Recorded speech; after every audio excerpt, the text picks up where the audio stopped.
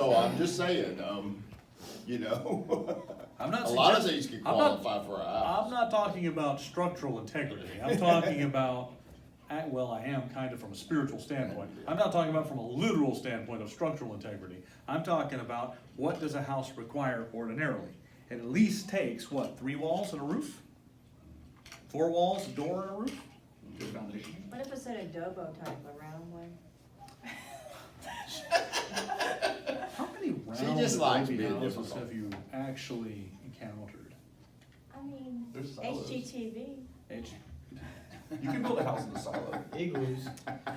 Yeah, You There you can. go, there you go. She's got backup now. You You're in can. trouble. Igloos, like all those Eskimos. Igloos technically have infinite walls. That, because well, not it's infinite, round. but it's however many blocks they had, is how many Well, walls they had. it's round, it's a circular shape, so it's the tangent. It's a circular shape, but they actually make it out of, if you look, it's usually square to rectangular Oh, blocks, okay. and then they kind of rub that.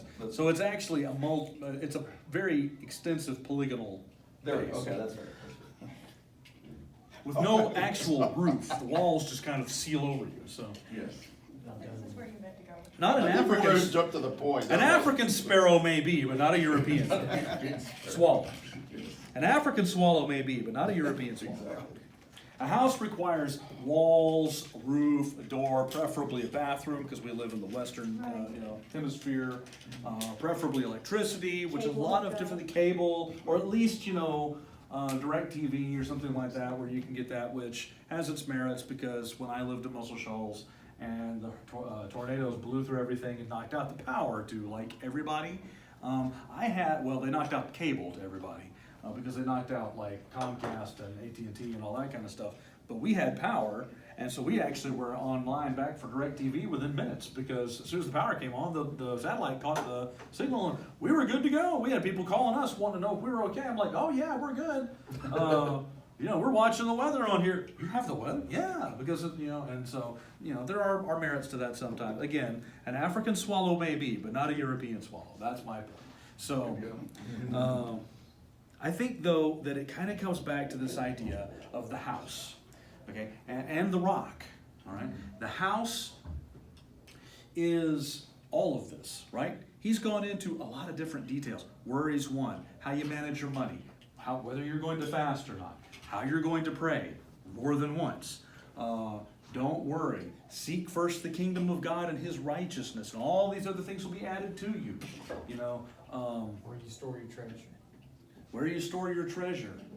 Because, and that sets up another lesson he talks about later, because he says a man will bring forth good things out of the good treasure in his heart. And so he's setting up all these kinds of things. Well, all of those are building blocks in the house of your faith. The house of how your life is supposed to be. Because we live in our house, right? Well, sort of. We sleep in our house, we cook in our house, we are based in our house. Some of us have to work. Some of us have to work. Some of us get to work from our house.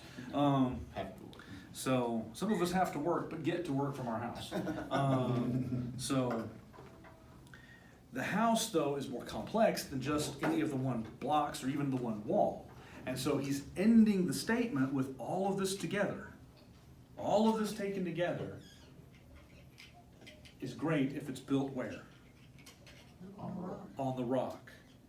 And the rock's important, right? Because this is an Old Testament focused gospel. What's the rock? The Torah. Sort of. I was thinking Peter, but if you're talking Old Testament. We're talking Old Testament. Peter actually means pebbles. Is it Cephas just actually off means of the covenants? Is that what it is? Do what? The Abrahamic covenant or the Davidic covenant, is it those or is it? God calls himself the rock upon which you stand in the Old Testament.